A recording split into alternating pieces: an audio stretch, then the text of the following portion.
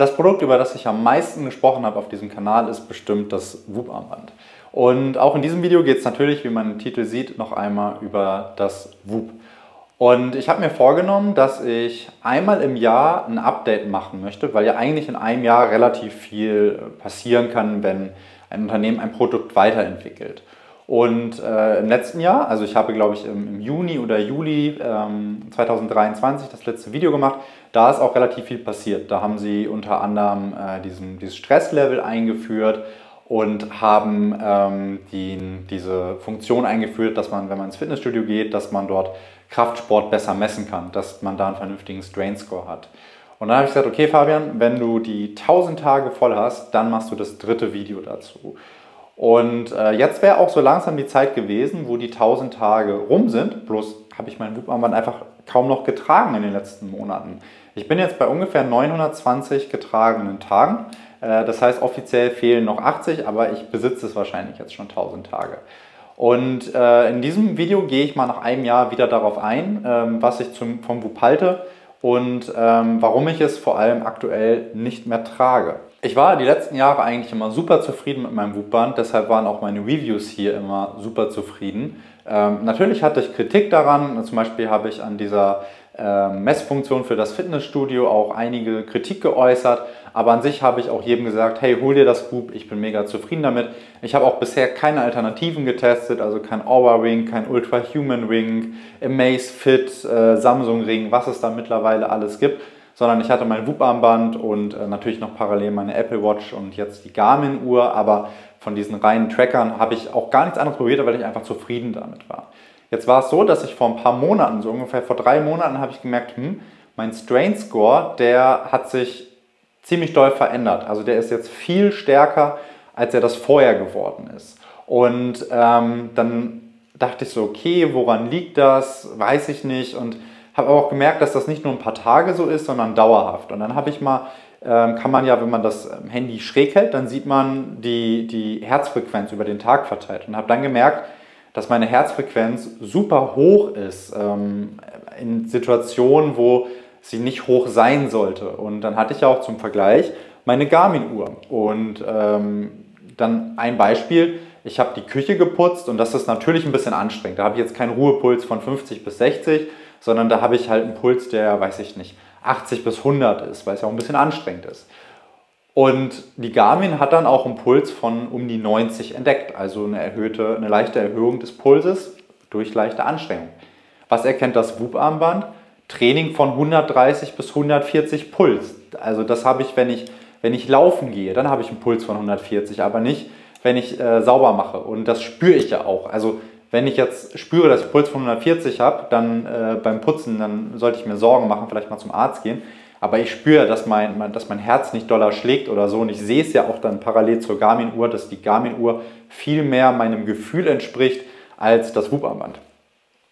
Und dann habe ich gesagt, okay, habe es erstmal weggelegt, dachte, vielleicht kommt noch mal ein Update oder so.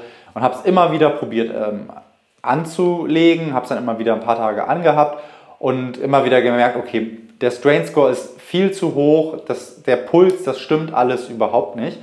Und dann habe ich mit dem Support lange diskutiert. Und um da auch nochmal so ein bisschen mehr ins Detail drauf einzugehen, in meinem ersten Video habe ich den Whoop Support ultra gelobt. Da war der Support direkt mit einem Chat-Button. Ich konnte, glaube ich, sogar zu bestimmten Tageszeiten mit einem deutschen Chat supporten. Also wirklich, das war so exzellent von Whoop, dieser Customer Support, das war unschlagbar. Und schon in meinem zweiten Video musste ich schon sagen, wie schlecht der Support geworden ist.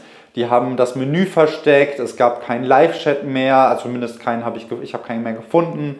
Man kommt da nicht mehr so richtig hin und jetzt haben sie noch ihre komische KI-Integration und die wollen einfach nicht, dass man mit den Leuten mehr chattet. Vielleicht ist die Firma einfach zu groß geworden. Und nach langer Diskussion, nachdem sie mir 10-mal gesagt haben, ja Fabian, du trägst ja auch dein Armband falsch, das musst du viel enger tragen. Da habe ich gesagt, Leute, ich habe hier schon Abdruck hoch 10 und ich habe links meine Garmin-Uhr. Ich trage das Ding seit 3 Jahren, ich weiß, wie man das trägt. Es hat ja jetzt 2 Jahre genau so funktioniert. Jetzt funktioniert es nicht mehr. Ich glaube, mein Pod ist kaputt. Also, lustig, geht gerade gar nicht ab hier. Warum geht es denn gar nicht ab hier? Na jetzt, naja, okay, gut. Also, dieses Ding hier ist ja der Pod, das kleine Teil hier. Und da dachte ich, okay, das muss ja kaputt sein, weil es hat ja vorher über 2 Jahre funktioniert und ich war ja sehr zufrieden damit. Und dann, nachdem sie mir 100-mal gesagt haben, dass ich zu doof dafür bin und ich nicht weiß, wie man deren Gerät benutzt und ich gesagt habe, Leute, ich habe diverse Videos auf YouTube dazu gemacht. Ich trage das seit 2 Jahren. Ich empfehle das jedem Typen. Es kann nicht sein, da muss irgendwas nicht stimmen. Und dann haben sie mir nach langer Diskussion jetzt einen neuen Pod zugeschickt, sogar mit einem neuen Armband. Ich habe ein nagelneues, schickes Armband. Du meinst, es ist nicht mehr so ausgegraut, sondern wirklich wieder schwarz für die nächsten 4 Wochen quasi. Und habe das dann 4, 5 Tage getragen, habe gemerkt, okay, das ist genauso schlecht wie vorher. Es liegt nicht am Pod, der Pod war heile. Jetzt habe ich gestern in einem Forum gelesen, dass wohl Whoop vor ungefähr 4 Monaten, also was haben wir jetzt? Jetzt haben wir November, also so im Sommer, haben sie den Algorithmus wohl heimlich geändert. Es gibt auch kein offizielles Announcement dazu, sondern da ist irgend so ein YouTuber, der ein sehr ausführliches Video dazu gemacht hat und gezeigt hat, dass der Algorithmus optimiert wurde. Und anscheinend, habe ich auch auf Reddit gelesen, sind auch viele damit zufrieden und finden den Algorithmus jetzt besser. Ich weiß nicht, was bei mir falsch ist, aber für mich ist er nicht besser geworden, sondern schlechter. Und so, dass ich für mich sage, ich trage das Whoop-Armband nicht mehr. Ich habe es ab jetzt abgesetzt. Und ich bin gerade noch am Überlegen, ob ich das Geld investiere in den Aura Ring oder in den Ultra Human Ring.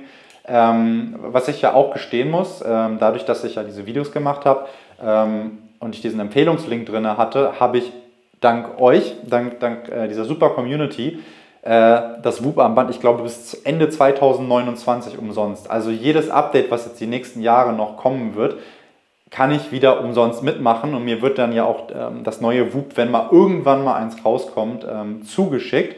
Aber in der aktuellen Situation lege ich das jetzt zur Seite und warte, bis was Neues passiert.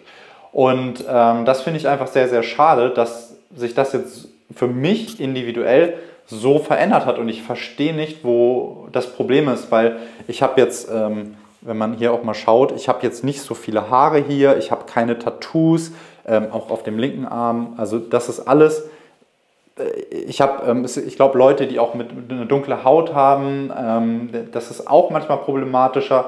Es hat sich ja auch nichts verändert, ich trage das Ding genau gleich und irgendwas hat den Algorithmus zerstört, der bei mir jetzt nicht mehr funktioniert und das ist so eine Sache und das ist natürlich für mich die wichtigste, weil die Zahlen nicht mehr stimmen. Ich muss aber auch gestehen, dass ich generell mittlerweile auch ein bisschen enttäuscht bin von Whoop, denn es kostet ja 20 € im Monat. Je nach Abo, wenn man 2 Jahre macht, glaube ich 18 €, wenn man 1 Jahr macht, 22 € im Monat. Das ist viel Geld und ich profitiere einfach davon, dass ich davon das erste Jahr bezahlt habe, dann so ein Video gemacht habe, das viral gegangen ist und viele Leute einfach über meinen Link das gekauft haben und ich dann diese Gratis-Monate bekommen habe.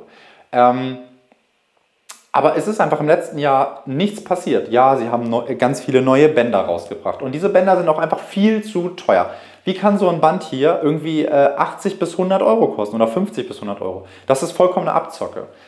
Sie haben ein paar coole Sachen rausgebracht, die ich auch selber ganz cool finde. Sie haben die Blaulichtfilterbrille rausgebracht, sie haben passende Unterwäsche dazu rausgebracht. Also auch ein paar natürlich sinnvolle Ergänzungen, aber es geht die ganze Zeit nur noch um irgendwelche komischen Accessoires. Und wer weiß, ob man diese ganzen Bänder mit dem Whoop 5.0 noch tragen wird. Denn die werden bestimmt kommen, werden sagen, ja, unser Whoop ist jetzt, unser Pod ist jetzt 20% kleiner. Und übrigens, ihr müsst alle eure Bänder, die ihr für 700 € gekauft habt, weggeben. Ich habe auch hier noch ein zweites Band. Wo habe ich es denn? Ich habe mir nämlich hier auch nochmal so ein schickes, helles gekauft, was auch tatsächlich noch halbwegs schön geblieben ist, dafür, dass ich sehr viel getragen habe und nicht nur zu schönen Anlässen, aber ich fand das zu weißen Hemden und so ein bisschen schicker als immer das Schwarze. Aber der Preis war übertrieben und es ist in der App einfach kaum was passiert. Es gibt jetzt seit ein paar Wochen die Beta für Schritte zählen. Ich brauche das nicht, ich achte nicht so doll auf meine Schritte, ehrlich gesagt. Ich schaue da manchmal bei der Garmin-Uhr ein bisschen drauf im Urlaub und dann gucke ich, wie viel wir spazieren gegangen sind. Aber mich persönlich interessiert es nicht so. Und Whoop hat ja auch immer gesagt, Schritte sind für sie nicht wichtig, aus wissenschaftlichen Gründen. Aber der Wunsch aus der Community war so groß, dass Whoop gesagt hat, wir führen Schritte ein. Und jetzt mal ganz ehrlich, jedes Tool kann Schritte zählen. Ne? Jedes Tool. Jede Armband, auch die Apple Watch, die Fitbit, auch die billigsten Geräte können Schritte zählen. Dann habe ich mir das mal angeguckt, irgendwie, nachdem ich das dann wieder getragen habe. Und hatte zum Vergleich mein iPhone, was die Schritte misst, meine Garmin und hatte das Whoop-Armband. Und jetzt hole ich mal extra hier mein Handy raus, weil ich habe das meinem Kumpel geschrieben im Oktober. An einem Tag hat meine Garmin Watch 7400 Schritte gezählt und die Apple, das iPhone, 5600.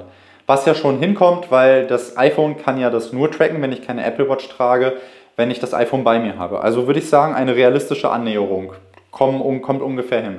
Das Whoop-Armband hat ganze 14.000 Schritte gemessen, also doppelt so viel. Und wenn ich mir dann mal auf Reddit und so die Foren durchlese, dann haben ganz viele das Problem. Und dann denke ich mir so, Leute, ihr seid jetzt so ein großes Unternehmen, ihr habt so viel Geld, ne? Ihr habt Investoren im Hintergrund, die zwar ultra viel Druck machen, aber trotzdem die euch auch das Geld geben. Ne? Und ihr seid nicht in der Lage, einen Schrittzähler zu implementieren, der so falsch ist. Also Leute, ihr habt ja auch proaktiv gesagt, dass ihr das nie wollt. Ihr hättet es auch in 5 Jahren bringen können. Und dann bringt ihr es und dann ist es so schlecht, dass es für mich Sinnbild dafür, was die letzten 2 Jahre gemacht haben. Sie sind so geil gestartet. Das Whoop 4.0 war so eine Verbesserung zum Whoop 3.0. Es ist viel passiert. Ich finde auch diesen Stressmonitor ganz geil.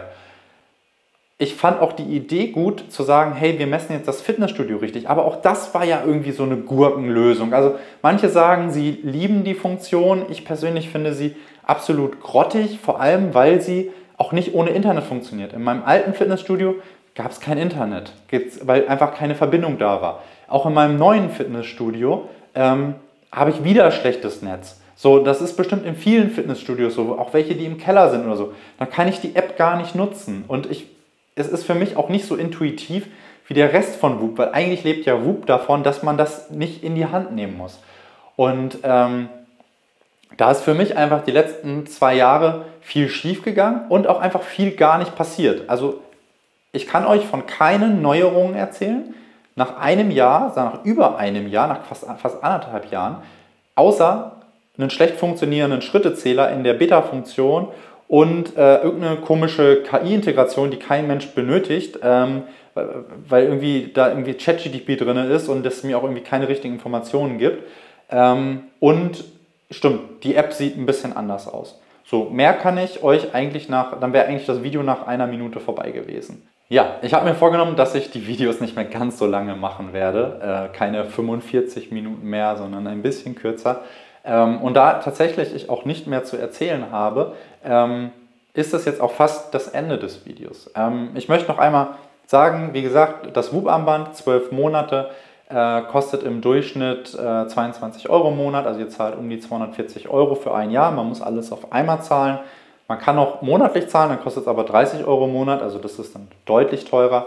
Oder man kann es 2 Jahre abschließen. Ich persönlich bin immer ein Fan davon, das 1 Jahr abzuschließen, weil auch mein Gefühl ist, dass die meisten Leute nach ungefähr einem Jahr das meiste rausgezogen haben aus Whoop, weil sich dann irgendwann Dinge wiederholen. Wenn man das Geld hat, dann ist es auch gut, das länger zu tragen. Ich finde, also meine Lieblingsfunktion ist auch immer noch die Schlaffunktion, den Schlaf zu messen und dann einfach zu gucken, irgendwie, wenn sich irgendwas Neues in meinem Alltag verändert hat, dann füge ich das in dieses Tagebuch ein und gucke, wie der Einfluss ist, um das ein bisschen messbarer zu machen.